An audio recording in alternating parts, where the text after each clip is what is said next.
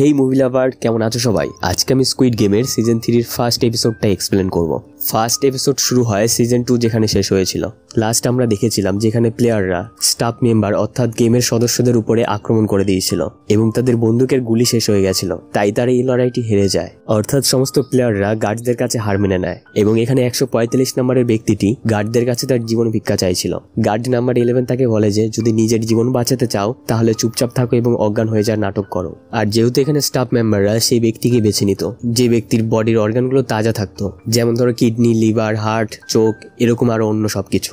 যে সমস্ত অর্গানগুলো ট্রান্সফার করা যেত তারা সে সমস্ত অর্গানগুলোকে বের করে নিত। তো এখানে প্লেয়ার নাম্বার 246 পার্কের সাথে এরকমটাই করার কথা ছিল। গার্ড নাম্বার 11 জানতো যে পার্কের মেয়ে অসুস্থ এবং সে একাই হাসপাতালে আছে, তার চিকিৎসার প্রয়োজন আছে, তাই সে গার্ডদের সাথে নাটক করা শুরু করে দেয়। সে বলে যে তুমি তো আগে থেকেই তোমার দলে আমাকে নিতে চেয়েছিলে, তো আজ ফাইনালি আমি এটা ডিসাইড করে নিয়েছি আমি তোমার টিমেই অংশগ্রহণ করব। তো আজকে থেকে আমরা দুজনেই এক টিমের সদস্য, তো এখন তুমি আমার উপর বিশ্বাস করতে পারো।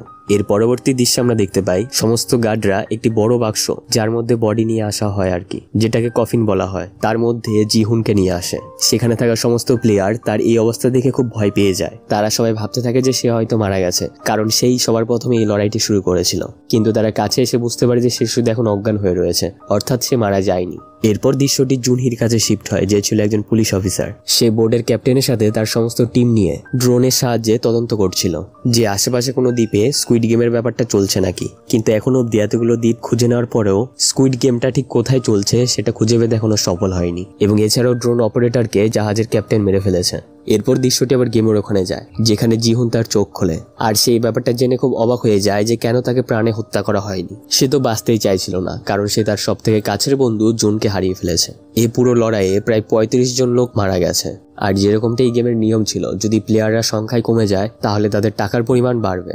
এখানে গেমের সদস্যরা এসে তাদের জানায় যে তাদের টাকার পরিমাণ বেড়ে গেছে এবং জানায় যে তোমরা যদি এবার বোটের সাহায্যে গেমটা বন্ধ করতে চাও তাহলে বন্ধ করতে পারো, অথবা চাইলে তোমরা এই গেমটাকে এগিয়ে নিয়ে যেতে পারো, কিন্তু এটা তোমাদের ভোটের উপরে নির্ভর করে। তোমাদের মধ্যে বেশিরভাগ লোক যেটা চাইবে সেটাই হবে। ঠিক এ সময় ফ্রন্টম্যানের কাছে জাহাজের ক্যাপ্টেনের কল আসে। সে বলে যে জুনহি কঠোর পরিশ্রমের সাথে স্কুইড গেমের আইল্যান্ডটি খুঁজে বের করার চেষ্টা করছে। সে বলে যে তুমি তাদের ঘোরাতে থাকো, আমাদের আইল্যান্ডের কাছে ভুলেও আসতে দেবে না, এবং আর 5 দিনের মধ্যেই আমাদের গেমটি সম্পূর্ণ হয়ে যাবে এবং ভিআইপি লোকরা আর কিছুক্ষণের মধ্যে এখানে আসতে চলেছে, এবং এর মধ্যে আমি কোনো ঝামেলা করতে চাই না। আর এইদিকে গেম রুমে ভোটের প্রক্রিয়া শুরু হয়ে যায়। এখানে গেমের সদস্যদের বলা হয় যদি তোমরা গেমটা কন্টিনিউ করতে চাও তাহলে ও প্রেস করো, আর তোমাদের মধ্যে যারা গেমটা বন্ধ করে টাকা ভাগ করে এখান থেকে চলে যেতে চাও তারা এক্স ক্লিক করবে। এবং এখানে কিছু লোকেরা 456 বিলিয়ন ইয়ং জেতার লোভে গেমটা কন্টিনিউ করতে চায় এবং তারা ও বাটন প্রেস করে, এবং তাদের টাকার লোভের জন্য এই গেমটা আবারও কন্টিনিউ শুরু হয়। অর্থাৎ ভোটে ও টিম জিতে গেছিল এবং এক্স টিম হেরে গেছিল।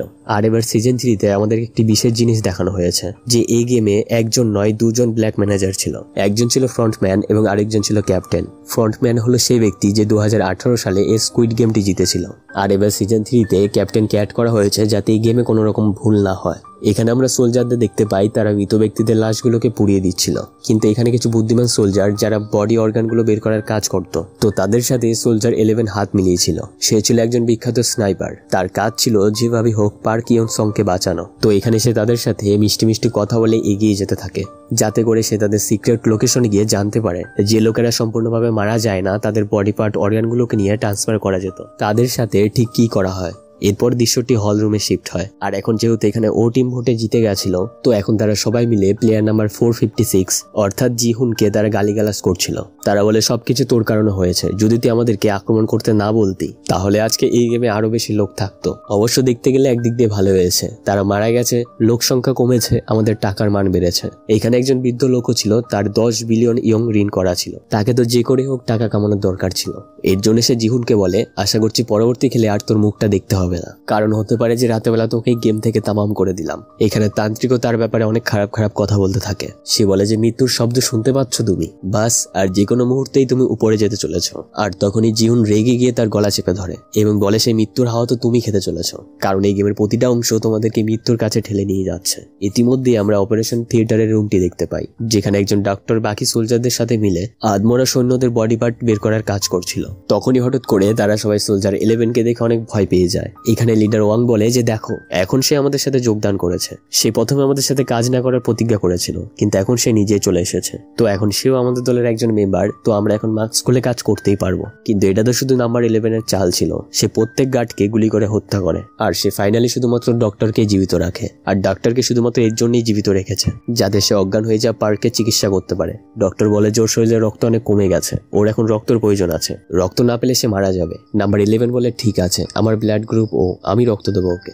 এরপর আবার দৃশ্যটি হল রুমে শিফট হয় যেখানে আমরা মিনসুকে দেখতে পাই। একসময় সেও ড্রাগস নিয়েছিল, এর জন্য তার এখন ড্রাগস নেওয়ার ইচ্ছে হচ্ছিল। তখনই সে পাশে বসে থাকা লিকে দেখে। লি ছিল সেই ব্যক্তি যে থ্যানোসের কাছ থেকে ক্রস চিহ্নটি চুরি করে নিয়েছিল আর তার মধ্যেই নেশার ট্যাবলেট গুলো ছিল। সে এখন শুধু নেশার ওষুধগুলোই খেত আর গেম খেলতো। মিনসু বুঝতে পেরেছিল যদি এই লকেটটি কোনোভাবে তার কাছে চলে আসে তাহলে সে পরবর্তী খেলাটি উল্টে দিতে পারবে। এরপর খাওয়া দাওয়া শুরু হয় আর এখানে আমরা দেখতে পাই যে তাদেরকে খেতে শুধুমাত্র 2টো মিষ্টি আলু দেওয়া হয়, কিন্তু গেমের শুরুতে অনেক ভালো ভালো খাবার দাবার ছিল, বার্গার, ফ্রাইড রাইস, এছাড়াও কিছু মিষ্টি জাতীয় খাবার। এরপর আস্তে আস্তে যত দিন যাচ্ছিল তাদের খাবার দাবার অনেক কমে যাচ্ছিল, যাতে প্লেয়ারদের মধ্যে খিদে পেয়ে যাওয়ার পর তারা সবাই আক্রমণাত্মক হয়ে পড়ে, যাতে করে তারা এই গেমটি খেলার জন্য আরো বেশি প্রচেষ্টা করে এবং তাদের মধ্যে জিতে যাওয়ার এই খিদেটাই অতি ধনী ভিআইপি লোকরাই দেখতে চাইছিল। আর এখানে একটা ফ্যামিলি ছিল, একজন মা এবং তার ছেলে, তারা এসে সোজা জিহুনকে খাওয়ার জন্য দেয়। তারা বলে তুমি তোমার খাবার নাও নি, তুমি আমাদের থেকে খেতে পারো, কারণ তুমিই হলে আমাদের শেষ ভরসা, যদি তুমি বেঁচে থাকো তাহলে তুমি আমাদেরকেও বাঁচাতে পারবে, তাই এ নাও আমাদের খাবার তুমি খেয়ে নাও। কিন্তু জিহুন তো শুধু লিয়ের উপরে রেগেছিল, কারণ তার জন্যই তার বন্ধু মারা গেছে, এর জন্য সে অনেক বিরক্তভাবে তার দিকে তাকিয়েছিল।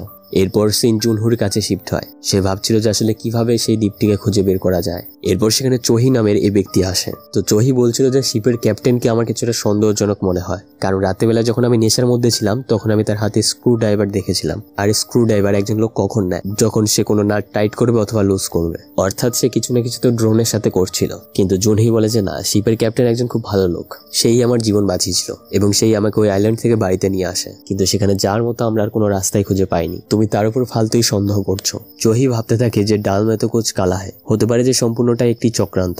এরকম করতে করতে পরের দিন সকাল হয়ে যায় আর এখানে সমস্ত প্লেয়ারদের পরবর্তী গেম শুরু হতে যাচ্ছিল এবং তারা সিঁড়ি দিয়ে যখন উপরে উঠছিল তখন তারা যেটা দেখতে পায়, কালকে রাতের দুর্ঘটনায় যে সমস্ত প্লেয়ার মারা গেছিল তাদের বডিগুলোকে ঝুলিয়ে রাখা হয়েছে। তাদের মৃতদেহ দেখে বাকি সমস্ত প্লেয়াররা খুব বেশি ভয় পেয়ে গেছিল। তারা বুঝতে পেরে গেছিল যদি আমরা দ্বিতীয়বার এরকম কোনো চেষ্টা করি তখন আমাদেরকেও মেরে এভাবেই ঝুলিয়ে রাখবে। এরপর যখন তারা গেম রুমের ভিতরে প্রবেশ করে তখন তারা 2টো কালারের বল দেখতে পায় আর এখানে প্রত্যেক লোককে একটি করে বল বেছে নেওয়ার সুযোগ দেয়। কিছু লোকের হাতে নীল রঙের বল আসে এবং কিছু লোকের হাতে লাল রঙের বল আসে। এরপর এই গেমের নিয়ম বলে দেওয়া হয়, যারা যারা নীল রঙের বল বেছে নিয়েছে তারা নীল টিমে, তাদের কাজ হলো লাল টিমের লোকেদের থেকে বাঁচা। আর এবার এই খেলাটা আরো বেশি ইন্টারেস্টিং করার জন্য লাল রঙের বল যাদের কাছে আছে তাদের হাতে একটি করে ছুরি ধরিয়ে দেওয়া হয়, আর নীল বল যারা বেছে নিয়েছে তাদেরকে দেওয়া হয় একটি করে চাবি। গেমের সময় দেওয়া হয়েছে 30 মিনিট। এই 30 মিনিটের মধ্যে লাল টিমের সদস্যরা যে কোনো একজন নীল টিমের লোককে মারতে হবে, আর যদি লাল টিমের লোক কোনো একজন নীল লোককে না মারতে পারে তাহলে সে এলিমিনেট হয়ে যাবে। আর নীল টিমের কাজ ছিল তারা 30 মিনিট ধরে যেভাবেই হোক যে কোনো রুমের মধ্যে লুকিয়ে লাল টিমের লোকেদের হাত থেকে বাঁচতে হবে। আর এখানে চাবিগুলো ছিল 3 রকম, একটি বৃত্ত, একটি ত্রিভুজ এবং একটি বর্গক্ষেত্র।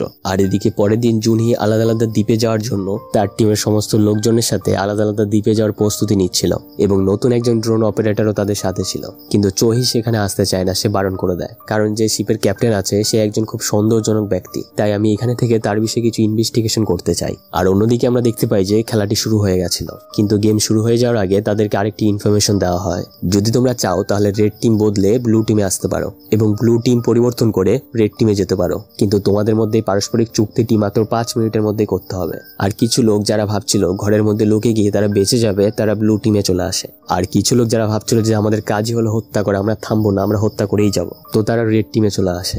আর এখানে একজন কাপল ছিল, তাদের নাম ছিল চুঙ্গি আর মিয়ঙ্গি, আর তারা আগে একে অপরের সাথে প্রেম করেছিল। আর চুংলি যার কারণে প্রেগনেন্ট হয়েছে সে মিয়ঙ্গিই ছিল, কিন্তু এই গেমের মধ্যে এই বিষয়টা কেউই জানতো না। তো এখন তারা নিজেদের মধ্যে পোশাক বদলে নেয়, যেখানে মিয়ঙ্গি বলে যে আমি কারো না করে হত্যা করে তোমার কাছে চলে আসবো, শুধু তুমি আমার অপেক্ষা করো। আর এখানে সে মা ছেলেও সিদ্ধান্ত নেয় এবং তারা তাদের পোশাকও বদলে নেয়, যার পরে এই খতরনাক খেলাটি শুরু হয়ে যায়। তাদের এখানে সময় ছিল মাত্র 30 মিনিট, আর এখানে তাদের কাজ ছিল যে কোনো ভাবে সে রুমগুলোতে গিয়ে লুকিয়ে পড়া, যে রুমের চাবিগুলো তাদের কাছে রয়েছে। আর অন্যদিকে এন্ট্রি হয় রেড টিম, যাদের হাতে ছিল একটি করে চাকু, তারা প্রস্তুত ছিল ব্লু টিমের একজন করে হত্যা করার। আর এই সাসপেন্সের সাথেই প্রথম এপিসোডটি এখানে শেষ হয়। আর এর পরবর্তী এপিসোড দেখতে চাইলে আমাকে কমেন্ট করে জানাও এবং আমাদের চ্যানেলটি সাবস্ক্রাইব করে আমাদের পাশে থাকো। ধন্যবাদ।